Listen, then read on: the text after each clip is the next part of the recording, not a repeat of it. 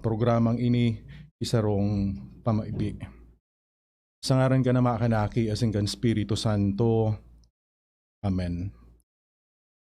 Kagurangnan, enot sa gabos, nagpapasalamat kami sa imo sa padagos na pagtao mo sa muya kan mga biyaya, mga grasya na kaipuhan mi sa samuyang buhay. Salamat po sa karahayan na pagkamuot na ipinapamati mo sa samuya. Minsan dahil may kaipuhan, nakukuha mo na itaw sa mo ang aram mo na makakapag-ugma sa samuya. Salamat kagurangnan sa padagos na pag-ataman mo sa muya asin paglikay sa ano man na kapahamakan. Ngunyan na kami nagsiselebrar kan Simana Santa asin nagurup-hurup kan mga pagtios pagsakit mo sa krus. Lugod, tukduan mo kami na masabotan asin makamtan ang kahulugan asin mensahe mo sa samuya sa lambang pagtios asin pagsakit na namamatayan mi sa samuyang buhay. Lugod kagurangnan, makanood man kami na ipakisumaro sa mga pagtios asin pagsakit mo ang samuyang mga pagtios pagsakit problema kadipisilan na namamatayan sa samuyang buhay.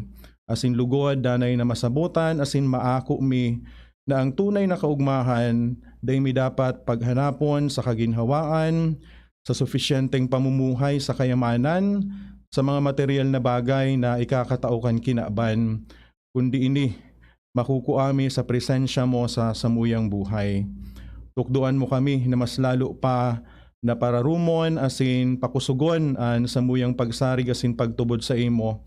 Tanganing ini ang maging paagi na manumpungan mi ika sa samuyang buhay asin igabos sa dakulang kapakumbabaan samuyang hinahagad sa ngaran ni Jesucristo na samong kagurangnan. Amen. Sa ngaran ka na makanaki asin kan Espiritu Santo. Amen. Sa giraray po, Diyos marhay na aga sa Indugabos.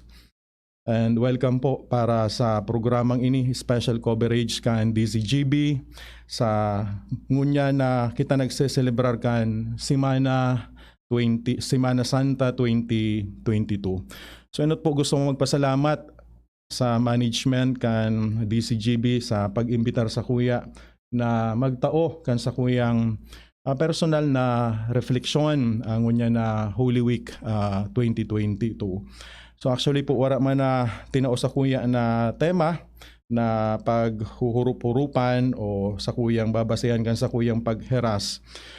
Kaya po nag-decide na lang ako na magkuanin sa rong tema na konektado po sa selebrasyon takan Simana Santa ngunya na taon, lalong-lalo na ining pagtios, pagsakit asin kagadanan na namatayan asin ninagihan kan sa tuyang kagurangnan na sa Jesucristo kan siya nabuhay digdi sa ibabaw nin kinaban.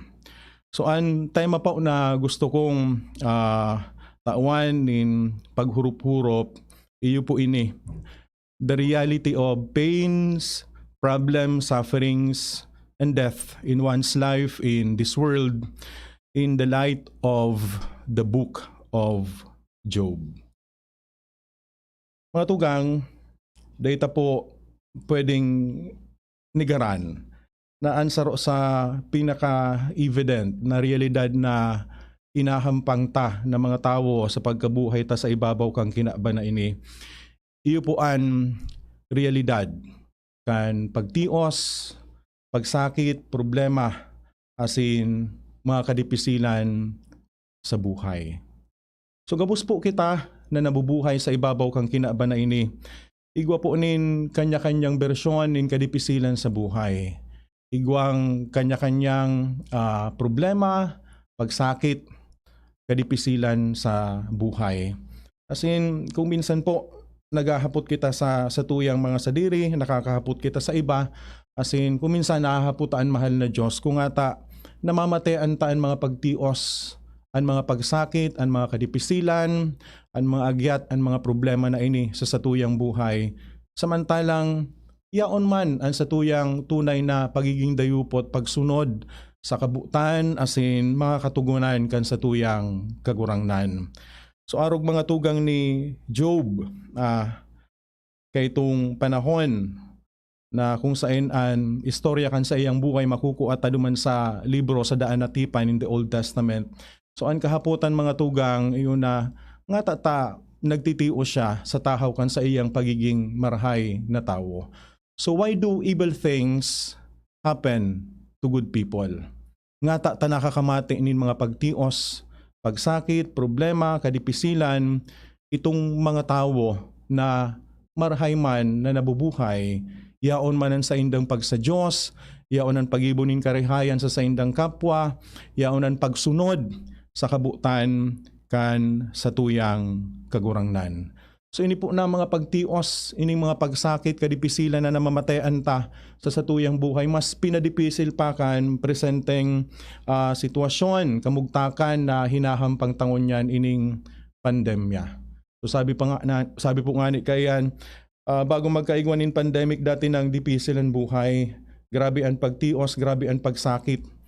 May mga problema, may mga kadipisilan na hinahampang, asin mas lalo pang naglala, mas lalo pang guminabat an kadipisilan na namamatayan kan lambang saro sa tuya huli ka ining pandemyang ini.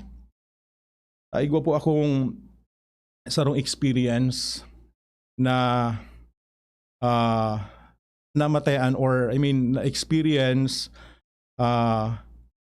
ini po sarong istorya kan sa kuyang amigo kay tubako pa akong padi nag-aadal pa lang ako sa laog kan seminaryo. So barkadaon ko po ining maray mga tugang asin midbid ko talaga siyang marhay. So nag-aadal siya kay ito sa engineering samantalang ako po ayaon man sa laog kan seminaryo asin pag may pagkakataon kay ito na pipaluwas kami para sa samuyang home visit o pagbisita sa mga harong. Pero may talaga kaming nagirilingan in hulita, barkadahon kung ani siyang maray. So minbid ko siya bilang sarong marahay na tao. Sabi ko nga ni kay ito, daog pa niya ako nin hulita, mas para simbahon, mas para pamibion, marahayon ng ugali, mainadalon, asin yaon talaga nailing ko sa iyaan, pagtabang sa kapwa, ang pagmangno sa mga kasaradayan, itong nangangaipukan tabang na pigahagad sa iya. So inabot mga tugang itong point na nakagraduate siya as in nagtake kan engineering board exam. So kada long story short, day po siya mga tugang nakapasar. And he was really devastated by this event in his life, na ito baga mga tugang na sabi ming ani sa iya, garo ika nga ako ang matap sa exam, matali mga tugang, talagang igwanin kapasidad, matali, mainadalo na maray. But unfortunately, ito po nga ni ang nangyari, dahil siya nakapasar. As in, dahil niya ini mga tugang, ako. So kanaaraman niya na dahil siya nakapasar, pero baga isinarado niya sa iyang buhay sa gabos. Day na nagluluwas kan harong, day na nagsisimba, day na nagpapangadji. As in one time kan nakauron ko po siya. Anhapot niya sa sakuya, Father, do I deserve this? Maninigo daw talaga na mamatayan ko ang pagsakit na ini, ang kadipisilan na ini sa buhay ko. So because nag-expect siya mga tugang na makakapasar siya, ninulit aram niya nga ay go siyang kapasidad, kapable siya na makapasar. Pero iba po ang nangyari. Dahil niya pinaguhuna na dahil siya makakapasar. Sabi nga niya sa kuya nga, Father, aram mo mambaga kung si Isay ka ako an sa kuyang pagkatawo na bako man ako maraot na tawo. Nahihiling mo an sa kuyang pagtabang, pagmangno sa kapwa, nahihiling mo an sa kuyang pagsa Diyos, faithful akong maray sa kagurangnan. Sabi niya sa sakuya, pero ngata, tanangyari ini sa sakuyang buhay. Do I really deserve to experience this kind of challenge, this kind of pain, this kind of suffering in my life? Kan hinapot niya ini sa kuya mga tugang, dahil po tulos ako nakagirom. So in fact, war akong klaradong naisimbag sa iya nin hulita, namamati ko po itong kulog na namamatean niya. Pero kan nagbulagan po kami, sa sakuya pong isip, sabi ko sa sakuyang sadiri, manunungod man sa kahaputan niya if he deserves to experience that kind of pain and suffering. Sabi ko sa kuyang sadiri, who does not deserve to experience pain? Who does not deserve to experience suffering, problems, and difficulties in his life in this world? Ang satuyang kagurang na sa Yeso Kristo, sarong Diyos, alagad siya mga tugang, nagtios, nagsakit, as in eventually, nagadan. Kan siya nabuhay sa ibabaw kan kinaban na ini. Akong an satuyang kagurang na sa Yeso Kristo, nakamati nin pagtios, pagsakit, kadipisilan, sa buhay niya, adigdi sa ibabaw kang kinaban, kita pa daw na mga tao, mga tugang. Well, magayon po na hilingunta ining buhay ni Job sa daan na tipan. Siguro po ang iba sa Indo, nabasa na ang istorya kan buhay ni Job o igwanan ning pagkaara manunungod sa naging buhay ni Job. Sinasabi po mga tugang duman sa iyang libro na ini si Job hali duman sa daga kan us. As in, bastante ang sa iyang pagkabuhay. Sarong marahayon na tao, yaon ang tunay na pagsa Diyos. Marahayon ang sa iyang pakikitungo sa mga tao na kaibahan niya. Mayamanon siya na maray mga tugang. Sabi nga ni kayan halos na gabos na yaon duman sa iyang lugar sa diri niya. Pero one time, nagkaigwa po nin agyat. Kadipisilan na uminagi sa iyang buhay. So bago kaini, there was an incident so in the story na ang mahal na Diyos as in ang demonyo, Satan, nag-uron. As in ang mahal na Diyos was really proud of Job. Sabi kan mahal na Diyos kay Satanas duman sa demonyo, nahiling mo ngayon sa kuyang surugoon na si Job. Marahayon siyang maray, matanos na tawo, ayaon sa iyang tunay na pagsunod sa sakuyang kabutan. Dahil nagigibunin marahot sa buhay niya. Pero sabi mga tugang kan demonyo sa mahal na Diyos, ara mo ngaya, iyan si Job, matanos. He is upright, he is good. Dahil nag-iisip nin maraot sa iyang kapwa, marahay na tao, ninhulita, siya tinatawan mo nin kadakol na biyaya sa iyang buhay. So kumbaga mga tugang, Satan was suggesting na si Job marahay na tao, anin hulita, padago siyang binibiyayaan kan mahal na Diyos. Kaya sabi kan demonyo sa satuyang mahal na Diyos, baluon mo ngaya na haleon ang gabos sa iya, asin dyan mo mahihiling ang sa iyang tunay na pagkatao. Pamatayon mo ngayon yung problema. Pamatayon mo ng pagsakit. Haleon mo ang gabos sa iya. As in, mamimidbidan mo kung si Isay talaga siya. So, iyong nangyari mga tugang, nagtugot ang mahal na Diyos na pakiaraman kaining demonyo ang buhay ni Job. So enot, nagkagaradan ang sa iyang mga aki.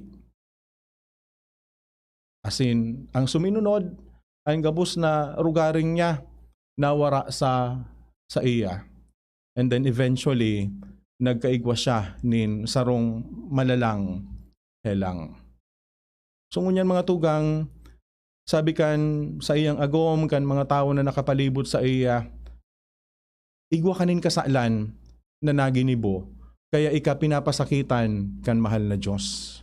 So ang iba nagsasabi sa iya, you have to curse God for what is happening in your life. Ang mahal na Diyos, ang dahilan kung ata nagtitios ka, kaya kaipuhan na basulon mo siya sa mga pagtios, pagsakit na namamatayan mo sa ngunyan. Pero sabi ni Job, mga tugang, wala akong aram na kasalan na ginibo ko sa buhay ko. Aram ko matanos ako. Dahil ako nagkasala sa mahal na Diyos. Kaya dahil ko aram ko nga ta nangyayari ini sa sakuya. Pero mga tugang, sa tahaw kang gabos ng mga pagtios, mga pagsakit na sa iyang namatayan, dahil niya po nakua na basulon ang mahal na Diyos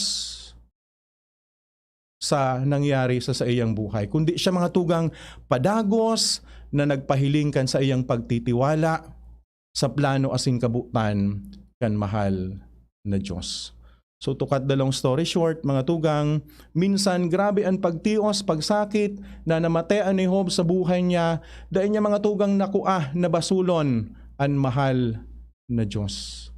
Dahil niya nakua na i-curse ang mahal na Diyos, ninhuli kan pagtios, pagsakit na namatayan niya sa iyang buhay. As ninhuli ka ini, aninhuli ta napatunayan as nahiling kan mahal na Diyos ang pagiging dayupot ni Job sa tahaw kan mga pagtios, pagsakit na namatayan niya, ibinalik sa iya mga tugang nindoble ang gabos na nawara sa iya.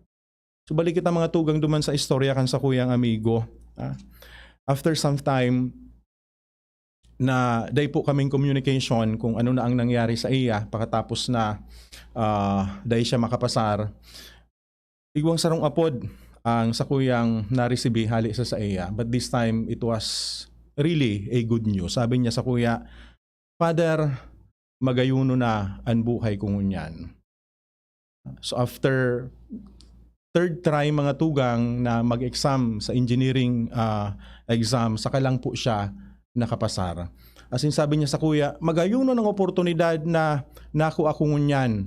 In fact, sabi niya, I'm earning millions of pesos. Sabi niya sa kuya, naday ko po nalilingawan, ngunyan niya, Father, nasasabutan ko na ang plano asin kabutan kan mahal na Diyos kung ata dahin niya ako tinugutan na makapasar ka ito. Mas aram kan kagurangnan kan mahal na Diyos kung ano an marhay asin dapat para sa sakuya. At totoo man ang mga tugang, aram po nindo kita may mga kanyang-kanyang plano sa buhay ta. May mga sadiri kitang kabutan na gusto tang mangyari sa buhay ta. Asin siguro kung papapiliun kita, inian gusto tang mangyari. Pero kaipuan ta pong sabuton na minsan may mga plano kita sa buhay ta, minsan may mga sadiri kitang gusto na mangyari sa buhay ta. Ang mahal na Diyos, igwaman po nin plano asin gusto para sa satuya. Ang mahal na Diyos, igwanin plano asin gusto para sa saimo. So, pirmi ko pong pigahapot, between your plans, what you want, and what God wants for you, and what is His plans for you. Sa pag-una ta mga tugang, kiisay po ang dapat na masunod. Ang plano mo, ang kabutan mo, o ang plano asin kabutan kan mahal na Diyos. Mga tugang, it is always the plans and the will of God.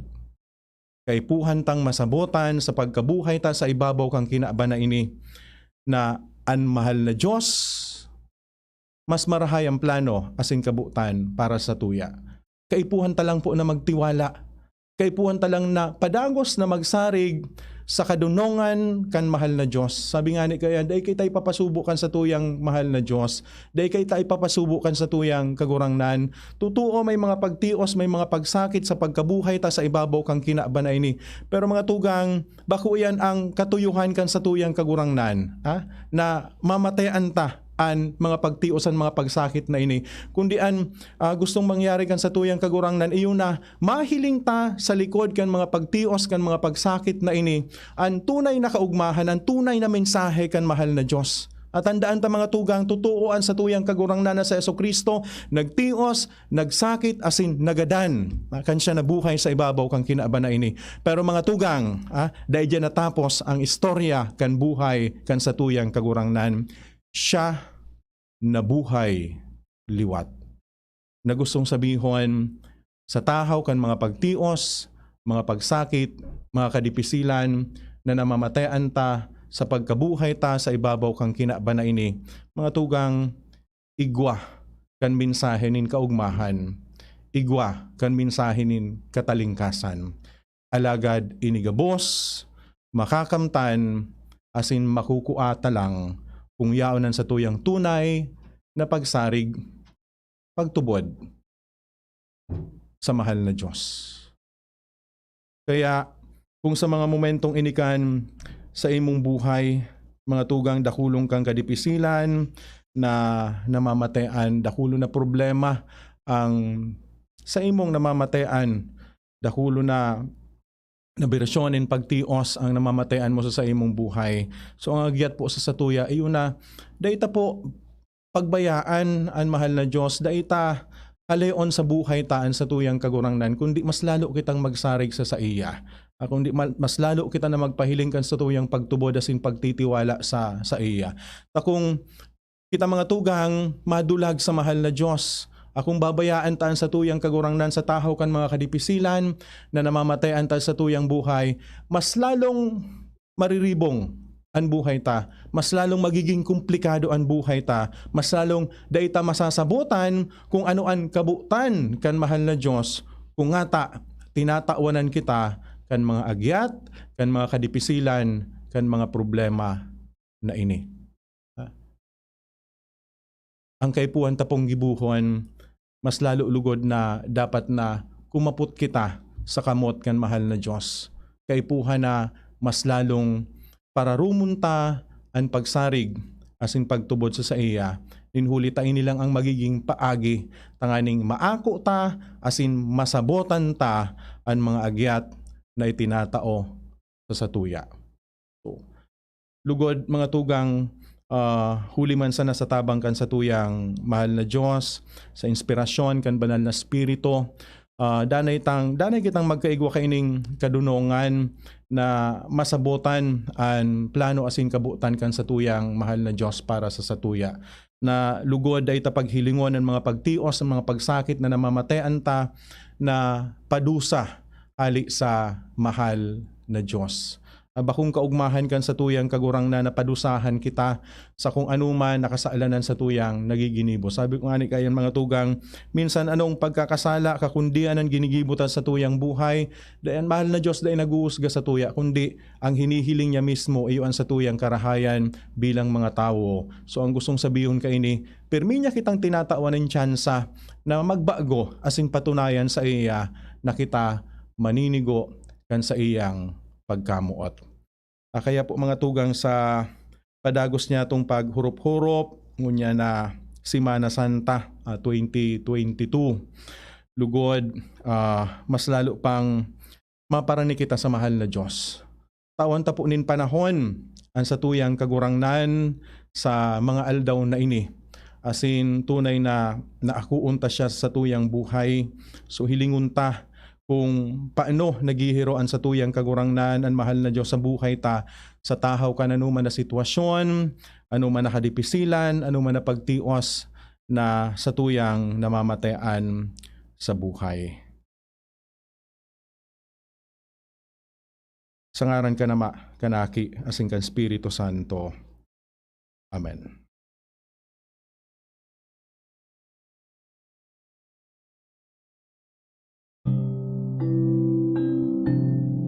PBN Broadcasting Network, DZGB, is one with the whole Christian nation in commemorating the life and the passion of our Lord Jesus Christ. DZGB.